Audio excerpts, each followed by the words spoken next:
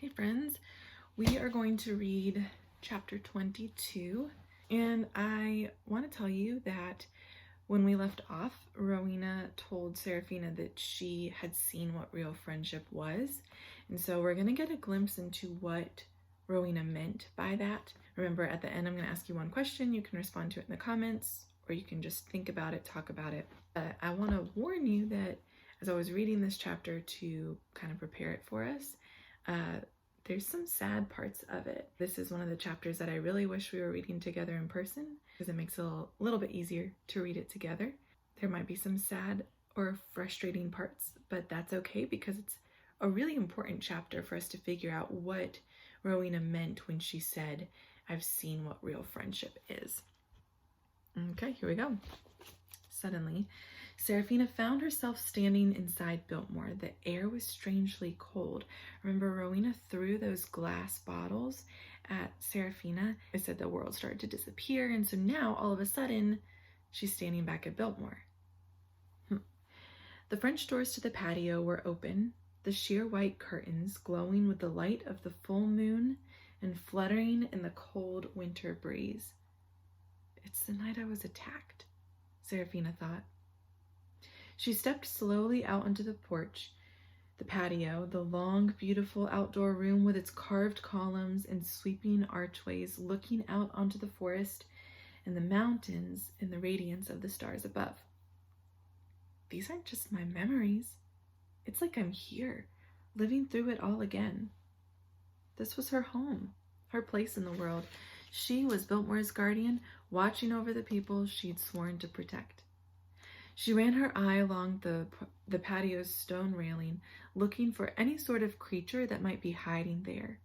She checked the vaulted ceiling sweeping over her head, looking for shadows that didn't belong, and then she gazed out across the canopy of the forest, her eyes scanning for danger in the distance. One clue that I remember, how Serafina knew this was the night she was attacked, the night that we think she died, because there was a full moon. She was trying to use that moon cycle to figure out how long it had been since she went away from Biltmore. But then she sensed a presence with her on the patio. The hairs on the back of her neck rose up as a dark shape emerged from the shadows behind her. Get this. She heard a tick, tick, ticking sound followed by a long, raspy hiss. Okay, if you're watching with someone who has never read Serafina, you need to pause right now and you need to tell them what always happens after we hear a tick, tick, tick and a long, raspy hiss. You know, tell them. She turned just in time to see something coming toward her. She ducked and leapt aside, then shifted into her panther form. Her lungs filled with air and her muscles bulged with power. Her claws sprang out and she roared into an attack even as the hissing folds of the black cloak swept over her head and plunged her into darkness. We hadn't heard the long raspy hiss in a long time because we thought the black cloak was gone. But in chapter 21 and earlier in the book when Brayden tells us, or we see that Brayden is wearing the black cloak, we knew it wasn't gone. That's that tick tick with a long raspy hiss. She twisted her spine around and bit into the attacker's shoulder with her long fangs. Her panther heart hammered in her chest, driving her, making her go on with strength. She clawed viciously at the attacker's side. She couldn't see his face, but she could feel him fighting to capture her in the cloak, pulling it over and around her. An ice-cold darkness soaked into her bones. The awful stench of the cloak choked her.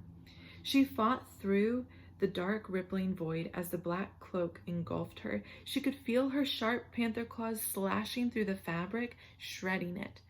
The sound of the ripping cloth filled her ears. She kept twisting and swiping and striking, swatting wildly with her paws, fighting for her life like she was drowning in cold black water. The slithering cloak wrapped itself around her, tightening like a coiling snake, even as it wrenched her soul away from her body and sucked her into its dark folds. She saw inside the cloak a black, swirling, horrible world, but then it all began to change. Her claws had slashed through the cloak's fabric. It could no longer hold what it had captured. The ruptured cloak hurled the inner reaches of its dark void out into the world, and her soul with it. So we know from Serafina and the Black Cloak, the first book, we know that when she destroyed the cloak on the angel's sword in the cemetery and it shredded, all those souls came out, and her mother's soul came with it. That's how we figured out who her birth mom. And now her claws have shredded the cloak. So all of those souls it's captured since come spilling out. And she was in the middle of being attacked by the Black Cloak, which means her soul was in there too. And that last sentence said, the ruptured cloak hurled the inner reaches of its dark void out into the world, and her soul with it. Her soul flung into the world. A boy came running on 2 strong legs out onto the patio and charged toward the attacker. As the attacker turned, the hood fell away and Serafina saw the face. The attacker wasn't Brayden, and it wasn't Uriah. It was Rowena. Barking a vicious snarl, Gideon leapt upon Rowena, knocking her to the ground and tore into her neck. Brayden, fighting strong, grabbed her and tried to hold her. Serafina had already wounded Rowena, but she was still far too strong. The sorceress threw wicked spells, one after another, that gashed Brayden's face, tore at his legs, and threw him against a column. Notice the difference. When he first comes out onto the patio, he's described as a boy with 2 strong legs. When we saw him earlier in the book, we could tell that he was injured, at least some of his, part of his leg was. Gideon lunged for another attack, biting into Rowena's side. She struggled frantically and escaped the dog, then turned to flee. Brayden clutched the shredded black cloak and pulled it from her just as she dropped over the railing side and disappeared into the dark of night. Serafina lay wounded in human form on the stone floor of the patio, unable to move. Rowena's spells had torn her chest and stomach with gaping wounds. When she tried to take in a breath, a lightning bolt of pain shot through her ribs. Ooh, I love the way Robert Beatty says that. A lightning bolt of pain shot through her legs. I don't love that this is happening, but I love the way he describes that. Lightning bolt, quick, strong, powerful. That's what her pain feels like. She tried to move her bloody arms and legs, but they lay uselessly around her. All she could do was watch the dark red pool of her own blood spread slowly across the floor. She knew she was going to die. The black fragments, the inner darkness of the black cloak that had been riven by her claws, floated all around her on the porch and began to drift with the wind.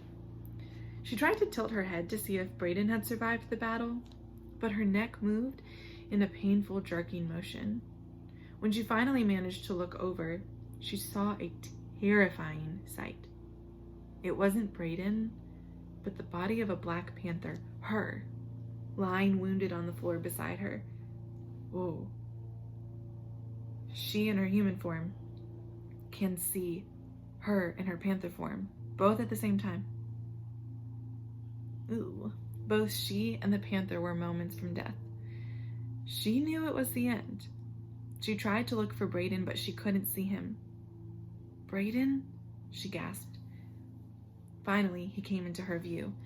Her heart leapt when she saw that he was still alive, but his head dripped with long, jagged cuts, and he dragged his leg behind him. She watched as he knelt beside the panther and put his hands on her sides, closing his eyes as he infused the cat with his healing power. He caressed the cat's head and spoke to her in words that Serafina couldn't hear. When he was done with the panther, Brayden moved quickly over to her. Brayden, she tried to say again, but her voice was so weak, she knew he couldn't hear her. As he frantically examined her wounds, she could see how badly she was hurt, reflected in the grimace of his face.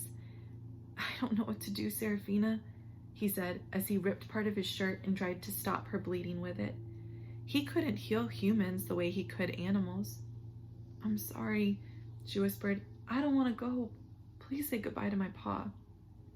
But with a heavy grunt of pain, he gathered her up into his arms. Hold on, Serafina, he told her. A fierce determination was in his voice. She wrapped her arms around his neck and tried to hold on to him as best as she could. but she could feel her strength waning, going away from her. Her consciousness drifting into a swirling black void. Braden carried her outside into the darkness, struggling on his bloodied leg, but unwilling to give up. "Stay with me, Serafina," he said as he carried her, and she clung to the sound of his voice. As blood dripped down onto her shoulders and neck, she didn't know whether it was his or hers. They were both shaking, bleeding, and terribly wounded, holding on to each other with their last hope. But Braden kept moving, carrying her through the darkness. He took her down into the gardens and set her onto the ground outside the master's shed. Then he shouldered open the door, stormed in, and came out with supplies: old wooden apple crates, a hammer and nails, and other tools. He quickly made a stretcher-like box with shallow sides and dragged her body into it. Then he fastened the end with a rope, called Gideon over, and the two of them began dragging her across the ground toward the trees. She drifted in and out of consciousness as Braden and the dog pulled her through the forest, Braden dragging his bloody leg behind him. We know that Braden can heal animals, which I think is why he went to the panther first. We haven't been able to see him heal humans, but I bet right now he's wishing that he could heal her and himself. When Braden finally reached the graveyard, he dragged her to the foot of the statue in the angel's glade and began to beg for the angel's help. "You take care of her," he shouted, his voice cracking. "You have to save her." As Braden pulled away from her, Serafina reached out with her last strength and grasped his arm. "Don't leave me here," she whispered hoarsely. "Don't leave me." "I'm not going to leave you, Serafina," he told her. "I promise you, I will never leave you." As she lay dying, with blood seeping from her body, she looked up at the stars above her head and thought it was the last time she would ever see them. Her body was getting cold now. Her limbs were numb. Her pain was receding. She could feel her life slipping away from her, her eyes closing for the last time. Then she heard the sound of digging. She saw the blurry image of Braden frantically digging a hole in the ground in the middle of the angel's glade. The last thing she saw was Braden dragging the crude coffin that contained her lifeless body into the bottom of the grave he had dug. Remember, she's still watching this. This is not her just having memories. This is her seeing what happened that night. His only hope was to bury her in the place of eternal spring. "Take care of her," Braden begged the angel. "I will find a way to put her back together again." And then Serafina saw no more. The darkness that followed was so dark, so black, and so long that she did not stir. Finally, a girl's voice came into the darkness. "You must return now." When Serafina opened her eyes, she found herself standing in the forest by Rowena's lair, just where she had been. A warm summer breeze drifted through the trees. The vision was over. Rowena was standing there alone. Her voice was filled with emotion when she said, "Now you know what friendship is." Serafina, realizing that Rowena too had seen what Braden did on the night of the full moon, looked over at her old enemy in amazement. "And so do you." "And so do I," Rowena said. Ooh, that is a hard chapter to read. A lot of sadness in there because we're learning what happened to Serafina the night that she left Biltmore. So we kind of get some of our questions answered. Why did she leave? How did she get hurt? Why is she in her spirit form? Why is she almost like a ghost? How come people can't hear her? So if you're feeling sad after that chapter, I want to remind you what you always remind us as we're reading in class. One of you always says something like, "There wouldn't be a fourth book if Serafina was dead." One of you always says that. And so if you're feeling sad from hearing how injured Serafina got, just remember what you always remind us. There is hope. We're not even halfway through this book, so we've got plenty more to read. Your question for this chapter is, what did Rowena mean at the end of the last chapter when she said, "I've seen what true friendship is"?